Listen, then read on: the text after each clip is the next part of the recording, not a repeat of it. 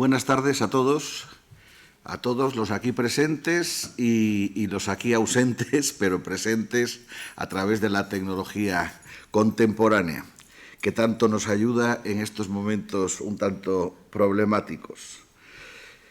Como ya expresé el otro día, pero no está mal repetirlo, la expresión latina es vetustate novum, es muy nuestra, muy del Centro de Estudios Montañeses, porque es nuestro lema desde el año 1957 hasta hoy. Y ese es también el título genérico que, merced a un acuerdo de la Junta Directiva, lleva una serie de libros cuya materialización se inició en 2018. Es el tercer año este. Colección que tiene una línea común, la publicación de textos de notable interés escritos en siglos pasados y que por circunstancias diversas han permanecido inéditos o bien, en determinados casos, conocieron una primera edición en fechas lejanas a nosotros y no han vuelto a ser editados con posterioridad.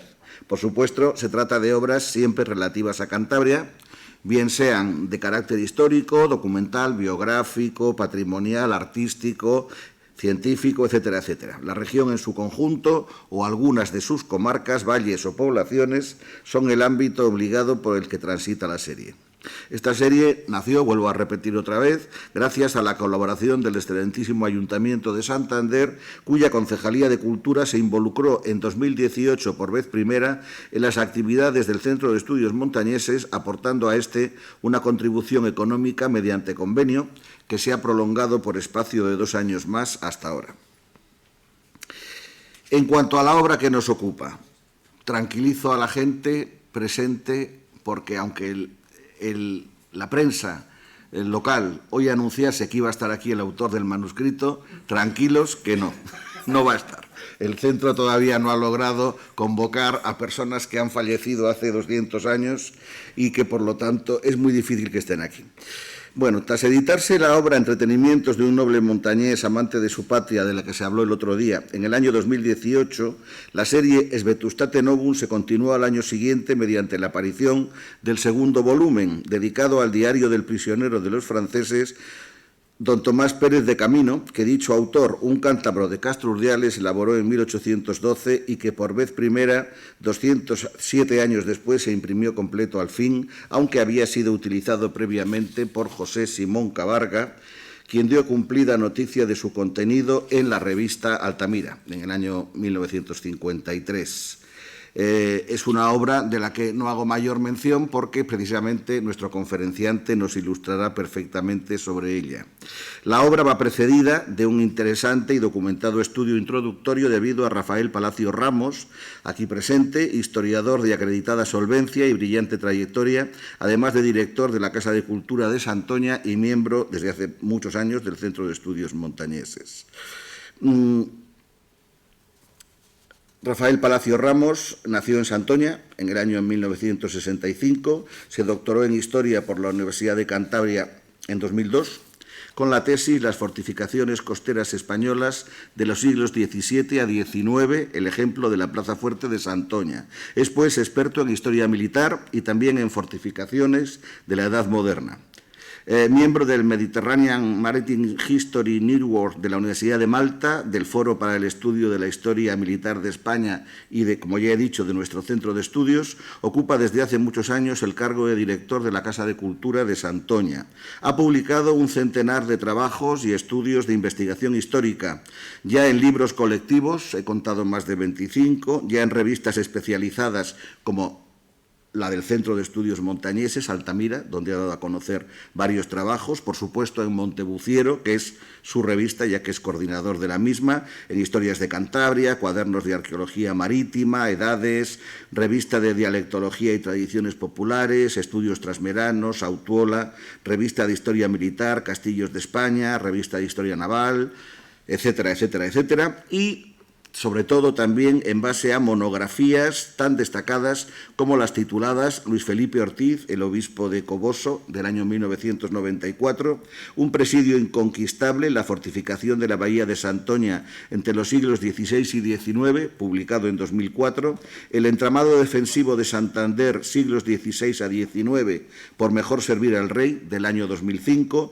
El Valle de Toranzo, un recorrido por su historia, escrito con Rafael Guerrero Elecalde y publicado en 2009, El corregimiento de Laredo y el gobierno de Cantabria en el antiguo régimen, de 2012, Santoña, Plaza Napoleónica, 2015, La guerra de la independencia en Cantabria, también del 2015, La tercera guerra carlista en Cantabria, del 2018, La división cántabra en la guerra de la independencia de España, 2018, etcétera, etcétera, etcétera. Cedo, pues, la palabra a nuestro compañero y conferenciante que hizo un hermoso trabajo en la introducción de este libro y que sin duda también hoy nos agradará mucho oírle hablar sobre la obra de la que se ocupó pues a instancias de nuestro centro el año pasado. Gracias, Paco, presidente. Gracias a ustedes por estar aquí en estas situaciones, en estas condiciones. Y bueno, antes de empezar, voy a agradecer a todas las personas, o casi todas las personas, que han hecho posible que yo pudiera participar de este proyecto, porque luego se me va a olvidar. Y luego estarán ustedes inquietos, empezarán a hacer gestos amenazantes. Entonces, para que no me quede ahí trabado, Paco, presidente, por pensar en mí, fue un honor.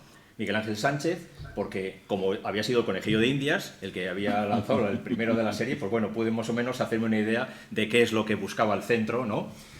Fernando Gomarín, encargado de la edición, que ha sido extraordinaria, y Virgilio Fernández Acebo y Patricia Madariaga, que fueron los que transcribieron la primera versión del texto, aunque luego, bueno, sufrió muchísimos cambios porque preferí eliminar todas las abreviaturas, modernizar las expresiones y poner los topónimos correctos, no los que este Castreño hace 200 años escribió, que ya saben ustedes que pues, muchas veces en un idioma extranjero, pues como nos suena, ¿no? Vemos Plymouth, ¿no? Vemos pues, Plymouth. Bueno, entonces fue un trabajo bastante arduo, la verdad es que fue bastante más arduo de lo que yo imaginaba en un primer momento, pero creo que por lo menos externamente el continente, el libro es precioso, las ilustraciones espero que hayan sido escogidas con, no digo con buen gusto, sino con cierta pertinencia, porque, señores, señoras, de lo que se trata en este libro es de un diario de viajes, es una guía turística, es como visite usted Francia, pero de 1812. Eso, claro, llama un poco la atención, porque el título que tiene el libro, que es es un trasunto del título que le puso su autor, es Diario de un montañés prisionero en la Francia napoleónica en 1812. Con este título, o con el título original, que era Diario del prisionero de los franceses, de un montañés prisionero de los franceses, o de Diario del prisionero de los franceses, claro, dicen, aquí hay algo que disuena bastante, ¿no? ¿Es una guía de viajes o es el diario de un prisionero? Bueno, las dos cosas, las dos cosas. ¿Es más guía de viaje o es más diario de un prisionero? Bueno, lo vamos a ver. He elegido, claro, un poco con trampa, unas cuantas ilustraciones, que son las que la mayor parte aparecen en el libro, y vamos a ir viendo de su propia pluma, ¿no? Con su propia voz, vamos a ir viendo un poco cómo fue este viaje tan, bueno, especial, iba a decir penoso, pero ya lo van a ver ustedes, tuvo de todo, tuvo momentos buenos, momentos malos, atravesando realmente toda Francia, porque salen de España, salen de Vitoria, atraviesan toda Francia hasta llegar a Alsacia, la frontera con Alemania. Bien, ¿esto cuándo comienza? ¿Toda esta historia cuándo comienza? Pues toda esta historia comienza, ¿no?, en aquella época gloriosa en la que todavía los montañeses se les reconocía una hidalguía universal porque se supone que habían sido la raíz de España, don Pelayo, etcétera, etcétera. Y esto sucede en un rincón de Cantabria muy concreto, que es la villa de Castrurdiales. La villa de Castrurdiales sigue siéndolo hoy en día, siempre lo ha sido, un territorio fronterizo entre dos ámbitos jurisdiccionales distintos, incluso Castrurdiales durante determinados momentos ha tenido un ámbito, ha formado parte de un ámbito jurisdiccional o de otro, es decir, ha formado parte por lo menos ellos lo decían y querían aferrarse a esa realidad del señorío de Vizcaya, aunque ellos han pertenecido normalmente siempre, ¿no?, por geografía, por historia, por vínculos jurisdiccionales, políticos, etcétera, etcétera, a la comunidad de Cantabria actual, al corregimiento de las Cuatro Villas de la Costa de la Mar, desde finales de la Edad Media. Bueno, pues Castro, en estos momentos, 1760, imagínense ustedes, es un lugar, como ahora, es un lugar de frontera, es un lugar en el que confluyen muchos intereses, gente venido de muchos sitios distintos, incluso de países distintos, pero fundamentalmente es uno de los lugares a los que los encartados, los que nacen en las encartaciones, que aunque ahora escriban todo en vasco, ¿no?, y gobiernan pues el PNV y Bildu y todos estos rollos, bueno, todo ha sido hasta hace 30 años, ¿no? Ya saben ustedes lo que eran las encartaciones, ¿no? Es más, en la época de la Guerra de Independencia, un batallón de infantería que se creó con encartaos, que se llamaba Batallón de Infantería Ligera de las Encartaciones, cuando tuvo una actuación heroica en el territorio de aquí, de la montaña, durante esa Guerra de Independencia, ellos, cuando se escribían sus hechos gloriosos, decían: ¿y cómo no iban a comportarse gloriosamente los encartados siendo cántabros como eran? O sea, que ellos lo tenían clarísimo, ¿no? Bueno, pues los encartaos que querían un poco salir de esos corsés tan estrechos, que realizaban actividades comerciales, ¿no?, que tenían bueno, una relación más allá de su ámbito estrictamente comarcal, normalmente se dirigían a Bilbao, claro que es su sitio natural, o, es una cosa también reseñable, se dirigían a Casturdiales. Porque Casturdiales les abría una serie de posibilidades, puertos, comunicación con América a mediados del siglo XVIII, ¿no?, apertura hacia el resto de Cantabria, y luego además, bueno, es una zona muy cercana a ellos, ¿no?, en todos los sentidos. Y esto les digo que comienza en este momento, siglo XVIII, en Casturdiales, porque en ese momento es cuando una pareja de recién casados de las Encartaciones decide avecindarse en Casturdiales. Esa pareja de encartados son los que van a tener cuatro hijos varones, y uno de ellos va a ser el protagonista de esta tarde, ¿no?, el autor de este diario. En concreto, estos encartados tuvieron a Tomás Benito, nuestro autor, que es el primogénito, y por lo tanto es el que recibió el mayorazgo, a Luis, a Melitón y a Manuel. Damos un salto de unas décadas y nos plantamos, por ejemplo, en 1812. En este momento, Guerra de Independencia Española, además un momento crítico, 1811, finales, principios 1812, momento crítico en la Guerra de la Independencia. Les adelanto, Napoleón ya, hombre, tonto del todo no era, ya se da cuenta en estos momentos que la guerra de España no la va a ganar. Y las guerras que no se ganan, se pierden, porque las guerras no se empatan, ¿no? Es decir, es un momento crítico. Bueno, en estos momentos, en la Guerra de la Independencia, lo que le sucede a esta familia, a estos tres hermanos que sobreviven, es un poco, bueno, pues una muestra muy clara de lo que sucede en España en la Guerra de la Independencia. La Guerra de la Independencia es una guerra de liberación popular para expulsar al prisionero, al invasor francés, pero también es una guerra de independencia, ¿no?, porque los españoles se dividen también. Es cierto que la inmensa mayor parte de los españoles están a favor de su rey tradicional, de los Borbones y de las instituciones políticas tradicionales de España, pero también es verdad que una parte significativa de los españoles, ¿no?, se lanzan en brazos, por así decirlo, de ese invasor que ellos no ven como invasor, sino como liberador, ¿no? Tanto sea José I, el hermano, como el propio Napoleón Bonaparte, que se supone que va a barrer, ¿no?, esos restos de la España atrasada, ¿no?, y va a abrirnos a la modernidad. Qué inocentes, ¿verdad? Estamos todavía, 200 años después, diciendo lo mismo y pensando lo mismo. Bueno, ¿por qué les digo que esta familia refleja muy bien lo que fueron esos momentos tan dramáticos? Pues porque miren ustedes, Tomás, el mayor, nuestro autor, de él vamos a hablar en los próximos minutos.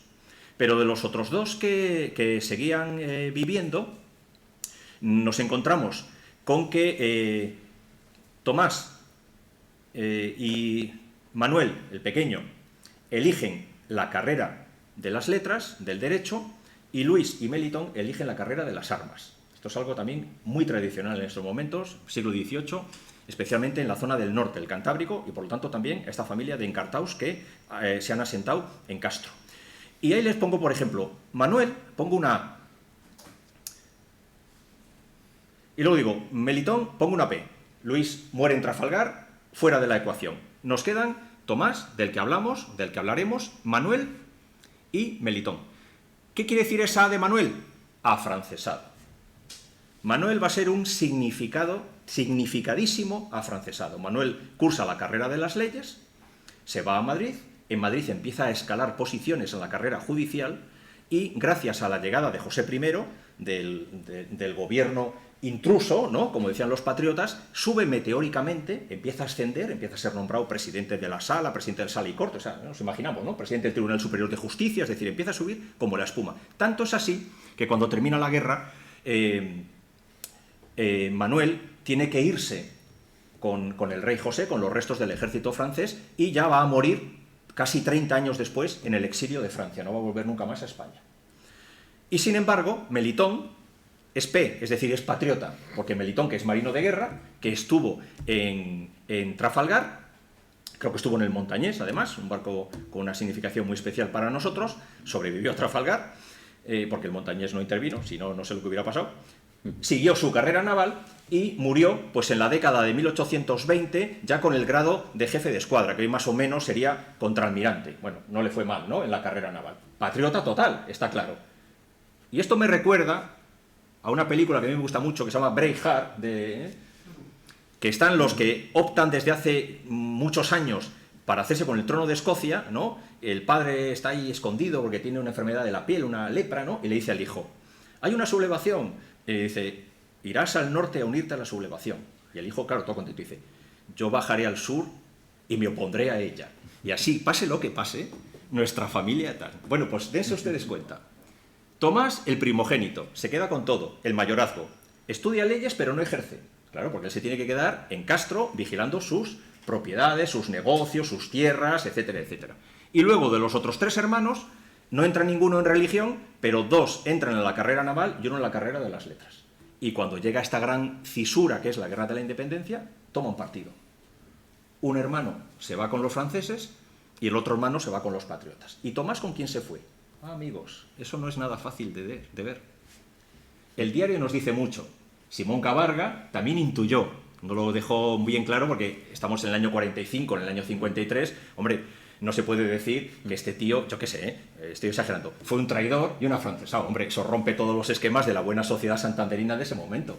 Porque Pere de Camino es un linaje que continúa, hay notarios, hay oftalmólogos, es decir, es gente muy bien relacionada en esos momentos, ¿no?, en el Santander y en la Cantabria de la posguerra española. Entonces esas cosas no se pueden decir, pero Simón Cabarga, tonto no era, y por supuesto que tampoco ingenuo, él en sus estudios que hizo, como ha dicho Paco, llegó hasta hacer 2 estudios distintos, bueno, estudios comentados de este diario, bueno, pues nos da bastantes pistas, ¿no? Luego hemos encontrado alguna más. Bueno, vamos a dejar de momento a Tomás ahí como posible, ¿no? Vamos a decir, patriota, afrancesado, bueno, ya lo veremos. Tenemos un retrato de Melitón, que ya les digo que es el que llegó más alto en la carrera naval, jefe de escuadra. Su hermano Luis falleció en Trafalgar, en el Príncipe de Asturias. Melitón vivió bastantes años más. Y volviendo ya y centrándonos en Tomás. Tomás, por lo tanto, es una persona de relativa, buena posición, tiene dinero, su familia materna es comerciante en Bilbao, ellos tienen tierras en las Encartaciones, tienen viñas, tienen muchas propiedades, se tiene que quedar en casa para gestionar toda la hacienda y para mantener el linaje familiar. Le dan estudios que no ejerce y él se queda en Castro. Es decir, es un poco extraño, ¿no?, que sus hermanos hayan llegado a tan altas posiciones aparentemente y él se haya quedado en un terruño ahí en Castro. Claro, pero es que este hombre está dirigiendo, señores, un imperio, en pequeño, pero un imperio, Y esto era así. En el antiguo régimen esto era así. Pero además de ser una persona comerciante, emprendedora, diríamos hoy en día, claro, es un producto del antiguo régimen. En el antiguo régimen, un encartado es un noble, un hidalgo, de los pies a la cabeza. Y esa posición hay que reforzarla. Y esa posición se refuerza, como son hidalgos de sangre, es decir, no tienen un título del reino, porque son hidalgos per se, porque son cántabros, porque son encartados, porque son vizcaínos, y ya eso es un título de hidalguía, ¿no? Pero eso si viene con algún papel, mejor. Bueno, las maneras de ese momento para la nobleza no titulada son o hacerse con un hábito de una orden militar, Alcántara, Calatrava, Santiago, etcétera, etcétera, o hacerse caballero maestrante de algunas de las maestranzas de caballería, de Ronda, de Zaragoza, de Sevilla, etcétera, etcétera. No hay ningún problema. Termina los estudios y con 23 años se le admitió como maestrante de la Real Maestranza de Caballería de Ronda, que todavía sigue, ¿no?, hoy en día. Para que se den cuenta de una historia, de una cosa. Yo no sé si fue en la de Ronda o en la de Sevilla. Hace unos años, por lo visto, alguien sugirió a la maestranza de caballería, no sé si de Ronda, vamos a pensar de Ronda, que me vendría muy bien, que sería bueno admitir como maestrante a una chica que, hombre, no era noble de origen, pero se había casado con un señor que llegó a ser rey de España, ¿no? Y entonces esta chica, pues es reina, era reina. Y dijo el maestrante, el gran maestre, dijo, miren, si esto la Casa Real lo ordena, la nombraremos maestrante, aún no siendo de sangre noble. Ahora, eso sí, toda la junta directiva dimite en bloque. Por supuesto, la reina Leticia no es maestrante.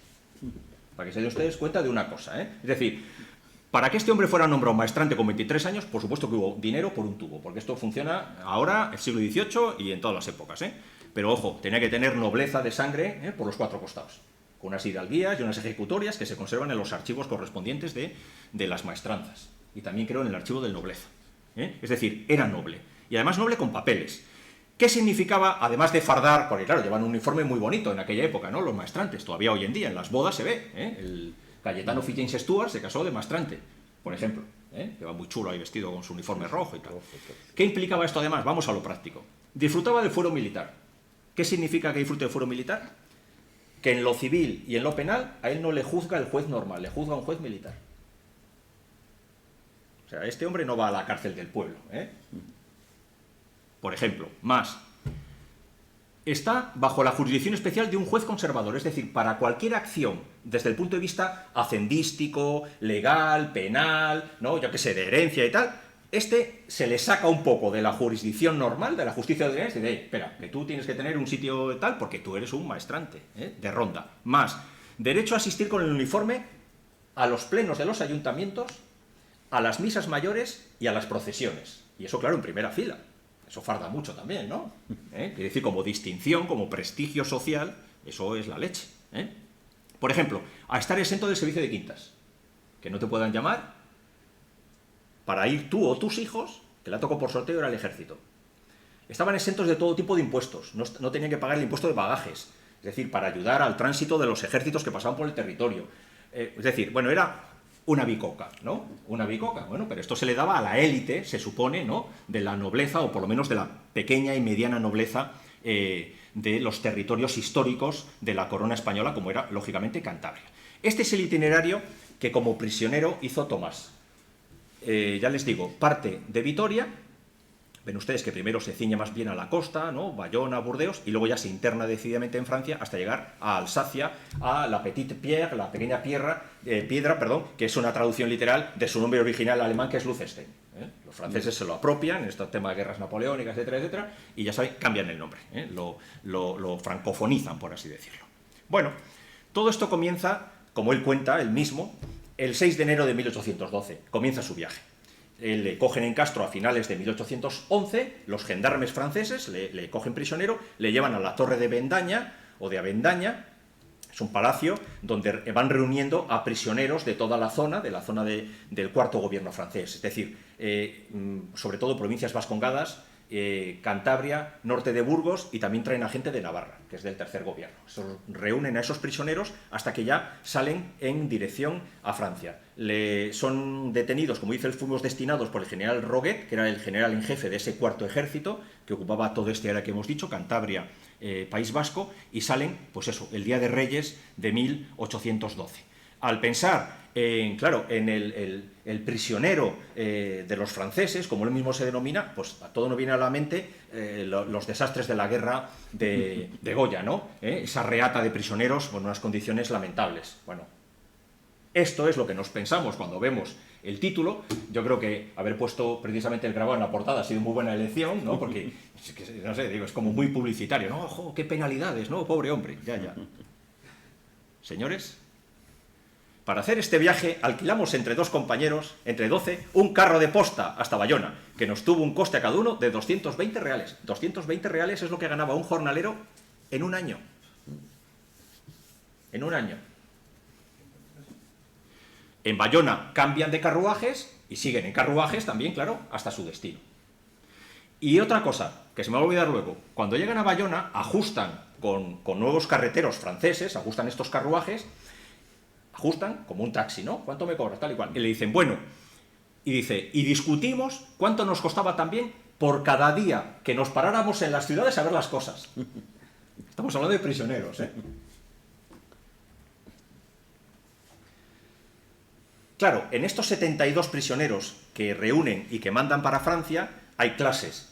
Los 14 compañeros que alquilan el carruaje y los otros 50 y tantos que, además lo cuentan muy bien, uno va en una mula que es suya, bueno, otros 2 van no sé qué, y claro, ¿y qué pasa con el resto? Pues volvemos a la cuerda de presos de Goya, ¿eh? Seguramente sus condiciones de viaje serían bastante peores, ¿no?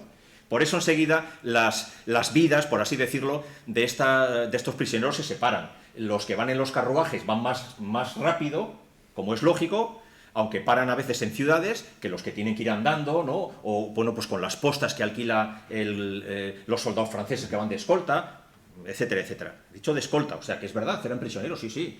2 soldados franceses de escolta para 14 prisioneros españoles, ¿eh? Uno en cada carro, dicen, claro, que ya hablando con ellos se quedaban medio dormidos, o sea, vamos, quiere decir que ya más que nada eran pues como compañeros, ¿no? de viaje. Bueno, obsesiones de este hombre, el dinero. Este era comerciante. Y además se ve perfectamente porque su libro, la mitad de las impresiones de su viaje son cosas preciosas que hemos visto y la otra mitad, gente con la que he visto el dinero que me han dado y lo que me he gastado y lo que cuestan las cosas. Es que es verdad, Paco, es que era obsesión. Es que qué robo, nos pedían por una azumbre de vino 3 no sé qué y esto cuesta 20 sus y continuamente. El hombre se ve que tenía ahí marcado el gen, ¿no? Este del control, ¿no? Del debe y del haber. Por ejemplo, preocupación, llegan a Tolosa. El alcalde de aquella villa nos hizo presente que quedaba con el sentimiento de no poder pagarnos nuestro gasto. O sea, que nos teníamos que pagar nosotros el alojamiento y la manutención, ¿eh? Eso él, vamos, lo notó el hombre y, bueno, lo apuntó. Día 13, llegan a Bayona. Y empieza ya la fiesta, señores. ¿Quién se presenta a Tomás Pérez de Camino en cuanto llega a Bayona? Es decir, advertido. Pedro Labat, nos suena, ¿no? Uno de los comerciantes más insignes del Santander del finales del 18 y principios del 19, francés, que cuando empezó la guerra de la independencia, con buen criterio, se fue a Francia. Y cuando terminó, volvió. ¿Eh? Bueno, pues Pedro Labat, que noticioso de nuestra venida, salía a encontrarnos con otros amigos. ¿Dónde durmió este hombre? En la casa del alcaide del castillo de Bayona. ¿Eh? O sea, el prisionero este no le llevan allí a la mazmorra. Este ya le ven, y van a verlo, y si leen el libro, por favor léanlo, que está muy bien y es muy sencillo, y hay muchas fotos, por lo menos el diario, es que continuamente van a ver estas cosas. Este hombre llega, bueno, prisión terrible, Bayona y tal. Al día siguiente, más visitas. Me pasó a visitar Mr. Laborde, manifestándome que se hallaba con orden de mi tío materno, el tío de su mujer, don José Antonio Dolalte, que era un importante comerciante de Bilbao, para entregarme cuanto dinero yo quisiera tomar. Siguiente. Comimos en Mont-de-Marsan. El bello sexo es muy hermoso en lo general, así por el buen color como por su talla y buenas facciones. Está preocupadísimo el hombre, ¿eh? Con todo lo mal que lo está pasando en su cautiverio y en su viaje de prisionero. Burdeos. Estuvimos a ver una representación en el Gran Teatro, que puede nombrarse entre los mejores de Europa. Périgueux. La ciudad tiene las calles muy angostas y irregulares. La catedral es de una arquitectura muy tosca y muy fea. Claro, él va con más detalle, en el libro se explaya, ¿no? En algunos monumentos son páginas y páginas, ¿eh? Limoges. Entregué allí una carta de recomendación que Monsieur Lesseps, de Burdeos, otro, me había dado para Monsieur Manot, que inmediatamente se ofreció a hacerme todos los servicios posibles, ¿eh? Seguía con su red. Moulins. Allí en Moulins hay un monumento impactante, ¿no? Bueno, él cuenta su rollo y dice, lo mismo, me presenté a Monsieur Brunet Pare-Fils con la carta que me había dado Manot y me ofreció sus servicios, dándome una carta para Besançon y otra para Estrasburgo, o sea, ya le va dando,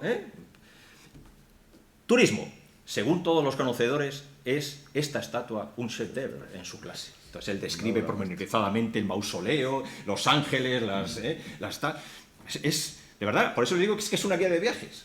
Sería bonito, presidente, yo creo que el centro tendría que sufragar una excursión de ¿Verdad? estas, Se podía hacer a algo todos los así. miembros. ¿Se podía organizar una ruta siguiendo los pasos de este señor? Sí. Día 7, Bourbon. Es una villa bastante grande y bonita. Tomamos café dentro del mismo coche y fuimos a dormir a una venta o casa de postas. Dijon. Como aquel día tuve que escribir a mi familia, no salí de la posada, donde nos visitaron el marqués de Villagarcía, Antonio Pérez de Burgos y otros que estaban allí prisioneros de Estado. Aquello era un festival. Besançon. Había un viajero que por un franco enseñaba un modelo de cristal del templo de Santa Sofía, de Constantinopla. Era una obra de manos maravillosa, toda ejecutada de cuentecitas de cristal de varios colores, que después iba a ir a París y se va a quedar allí exhibida permanentemente. Fíjense ustedes, el pobre hombre, cómo lo estaba pasando. Colmar, vimos la catedral, que es muy buena. En algunos momentos se explaya, en otros es más escueto, pero ven ustedes que el hombre tenía también un interés por el arte, ¿no? Realmente por la cultura, por las formas de vida. Describe cómo eran las tejas de los tejados en determinados sitios, cómo se hacían las yuntas de bueyes, ¿no? La verdad es que era muy curioso, era un hombre, era un gran curioso y además eso lo plasmaba.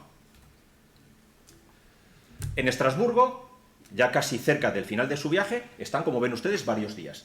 Y entonces describe otro famoso mausoleo y dice, famoso monumento de mármol erigido de orden de Luis XIV al famoso mariscal de Sajonia. Y describe con profesión, aparte de los negocios que tiene, la gente que le viene a ver, ¿no? Lo que le cuestan las cosas, etcétera, etcétera. Por fin llega a su destino, a lo que él cree que es su destino, Lucenstein, la Petite Pierre, final del viaje, y dice, el comandante de la prisión militar, mandó darnos los mejores cuartos que fuera posible en el cuartel, mientras agenciábamos podernos alojar en el pueblo. Luego se hizo muy amigo de la mujer del comandante y entonces por las tardes iba allí y le escuchaba tocar el piano, la hija cantaba, ¿no? O sea, Sí. bueno, Es así. bueno, lo pasó mal, el hombre lo pasó mal, ¿no? La verdad es que lo pasó mal. Esta es la fortaleza de la Petite Pierre, una imagen muy bonita que además va muy bien con el texto y nos explica lo que él dice. Él dice, estando allí, como estaba en un alto, era preciso bajar una buena cuesta si se había de pasear, por lo que nuestra vida estaba reducida a estar por la mañana, casi toda ella, metidos en nuestro cuarto al lado de la estufa. Una cosa penosa. Para no bajar la cuesta y luego tener que subirla, pues hombre, no podían salir de la fortaleza. Ya ven ustedes, esto, vamos, crimen de guerra. Esto de verdad, esto no, vamos, es una cosa terrible. Bueno, hombre, a ver, por supuesto que era duro tener que salir de tu país, prisionero de un ejército enemigo, porque era enemigo, por lo menos extranjero, abandonar tu familia, abandonar tus negocios, por el camino pueden pasar mil cosas, una enfermedad, como sucedió a un Villota que falleció, ¿no? en este periplo, puede sufrir la violencia de la gente, del pueblo, de los propios soldados de la escolta, ¿no? Pueden pasar muchas cosas, realmente muchas cosas. Pero bueno, el hombre se ve que, yo creo que posteriormente, cuando reelaboró un poco las notas para hacer este diario, que no estaba destinado a publicarse, sino a sus descendientes, de hecho está dedicado a una bisnieta suya, pues el hombre reelaboró, yo creo que se quedó con lo mejor, ¿no? Con lo que a él le había dado mejores sensaciones, ¿no? Pero bueno, es que es así fue, así fue, porque así lo cuenta él, estas son sus palabras, esto no son palabras mías. Bueno, entonces, conclusión, ¿qué sacamos de lo que él nos cuenta y de lo que hemos podido investigar, averiguar por su entorno familiar, por las acciones que él hizo después? ¿Este hombre realmente era un patriota o era un afrancesado? Yo creo que era un juramentado. Es decir, una persona que para seguir viviendo, como tanta gente, como muchísimos funcionarios, para seguir viviendo, para que le dejaran tranquilo, para seguir con su familia, para seguir con sus negocios, digo, bueno, pues era aquí quien manda. Dicen que José, pues yo lo que sea, ¿no? Hay que jurar los principios del movimiento. Juro, ¿no? ¿Jura usted cumplir y hacer cumplir la Constitución? Juro, ¿no? Jura usted... Pues esto es así, ¿Por qué decimos esto? Porque cuando este hombre regresa en 1814 y va a vivir hasta 1828 sin que nadie le moleste, en 1814 él necesita justificar que que le han llevado a Francia obligado. ¿Por qué tiene que justificar esto? Pues porque para Fernando VII todos son posibles enemigos y cuando termina la guerra empieza la limpieza, ¿no? Dice, a ver, venga, justificar vuestra conducta. A Fernando VII realmente no le importaba que la gente hubiera colaborado con Napoleón o con José Bonaparte. De hecho, todos se volvieron a incorporar a los mismos destinos que tenían en 1815. Esto le importaba. Lo que a Fernando VII no toleraba era que fueras liberal. O sea, prefería que fueras un traidor a España antes que ser una persona de unas ideas políticas que él abominaba, ¿no?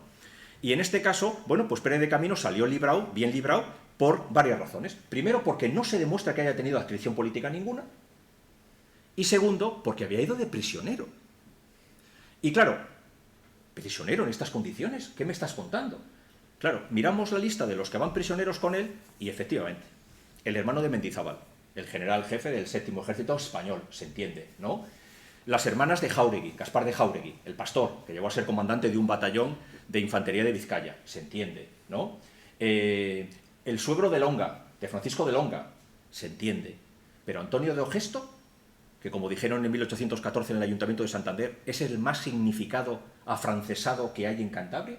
Ogesto había sido, los 3 años anteriores, había ido ascendiendo, se había hecho con el control de la hacienda, era el jefe de la Guardia Cívica de Santander, le habían dado la Orden Real de España, la condecoración, la berenjena que daba José Napoleón a sus fieles. ¿Y cómo es posible que Ogesto fuera en el mismo carro que Tomás Pérez de Camino?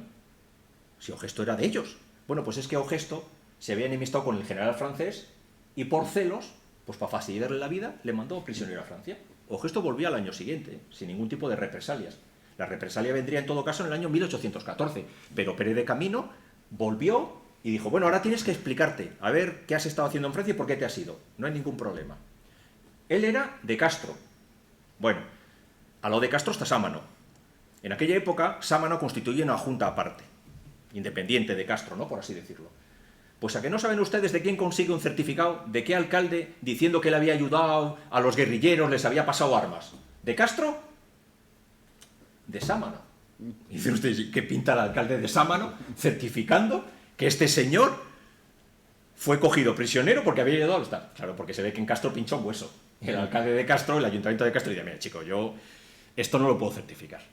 Esto es lo que yo pienso, porque soy siempre mal pensado. Yo pienso. Con ese certificado, este señor pide que le den la medalla a los prisioneros, porque Fernando VII creó una medalla para los que han sido hechos prisioneros en Francia. Y le dan la medalla. Dice, sí, señores, se acabó. Notario, certifica que yo he ayudado a los guerrilleros y certifica que mandó la medalla. Se pone la medalla en un uniforme, procesión del día de San Andrés, a misa con la medalla y con el uniforme. Y claro, a ver quién le tose, ¿no? Y realmente él vuelve como si nada. Vuelve a dirigir su vida, a su hija pequeña la casa con un militar, que al final llega a general, sus dos de sus hijos sirven en la armada, otro le sale tarambana y se va a América al comercio, y el mayor, como le pasó a él, se queda para administrar la hacienda y el mayorazgo. O sea, lo mismo, se repite exactamente igual generación tras generación, ¿no? Él muere en 1828, muere en Musquiz, como se dice ahora, de donde era originario sus padres, porque estaba yendo y viniendo continuamente con negocios de entre las Encartaciones, Bilbao y Castro. Él muere allí, pero bueno, él sí que realmente lo dejó todo atado y bien atado, ¿no? Eso pensaba él, porque tenía a los hijos colocados en el comercio, en la armada, la pequeña casada con un militar que iba ascendiendo, ¿no? Un hijo desgraciadamente fallecido en la Real Armada en 1821 al servicio del rey. Bueno, quiere decir, una familia de honra, de prestigio, de honor, pero con cierta mancha, Su familia, como es lógico, ha seguido manteniendo la imagen de nuestro abuelo, como ellos le llamaban y le llaman, nuestro bisabuelo, como un patriota, una persona que sufrió muchísimo, que vio destruido, ¿no?, todo su patrimonio, su caserío, etcétera, etcétera, porque es normal, pero examinando los documentos, lo que dicen, aprovechándonos de esas finas observaciones de Simón Cabarga, que aunque utilizó este diario varias veces, publicó los comentarios 3 veces, con diversas modificaciones, nunca llegó a publicar el diario, o sea que es un documento totalmente inédito, se ha podido consultar en la página web del centro, ¿verdad?, desde hace unos cuantos años, pero para el gran público no había llegado nunca. Es decir, que es un documento absolutamente inédito, pero es verdad que sí que nos queda esa duda, ¿no?, por su comportamiento, por por estas relaciones que él estuvo manteniendo sin ningún problema, era libre de entrar, de salir, organizaba su viaje, se quedaba cuando quería, donde quería, los días que quería, ¿no? Recibía lo que quería, recibía dinero, es decir, esto no es un prisionero normal. Él nos habla de muchos prisioneros de verdad de Estado, nos habla de soldados, nos habla de coroneles, nos habla de nobles españoles, y eso se ve que están en mayores problemas, ¿no? Aparte de que no tuvieran tanto dinero, que con el dinero pues todo se consigue, o casi todo, ¿no? Sí que había depósitos de prisioneros a lo largo de Francia en las que la situación era terrible, bueno, como los depósitos que los españoles teníamos para los franceses, ¿eh? O sea que tampoco nosotros éramos santos, ¿eh? Aquí esto es así, las cosas hay que decirlas. En conclusión, prisionero de los franceses. Esto es una imagen, una litografía de unos prisioneros napoleónicos, unos prisioneros ingleses en un barco francés durante las guerras de la independencia. Diario del prisionero de los franceses. Bueno, aquí tenemos el diario de nuestro prisionero de los franceses, tocando la guitarra, ¿no? Viendo las bellezas locales. Bueno, es que en realidad es que fue así. Sí, sí. ¿Incomodidades pasó? Sí, pasó. Él lo cuenta y dice, llegando a Bayona se nos rompió un eje del carro y llovía un montón y tuvimos que llegar andando hasta la pensión, ya llegamos calaos de agua, todo sucio. Pues sí, claro, penalidades, pero bueno, pero que se te rompió el fleje del carro, ¿eh? No porque te estuvieran ahí acogotando, ¿no? Y llevando en unas condiciones penosas, ¿eh? Realmente. Es decir, en conjunto, en suma, el diario de un montañés prisionero en la Francia napoleónica, de 1812, que es de lo que se trata, es de lo que he intentado un poco... bueno, no aburrirles, porque ya ven que de vez en cuando gritaba como para que se despertaran, ¿eh? Yo creo que en la colección es magnífica, es algo que ojalá que dentro de muchos años sigamos disfrutando y la biblioteca del centro, los anaqueles, ocupe muchos metros lineales, ¿no? La colección es Vetustate Novum, y nada más. Miren, muchas gracias por su atención, eso quiere decir que he terminado. Gracias.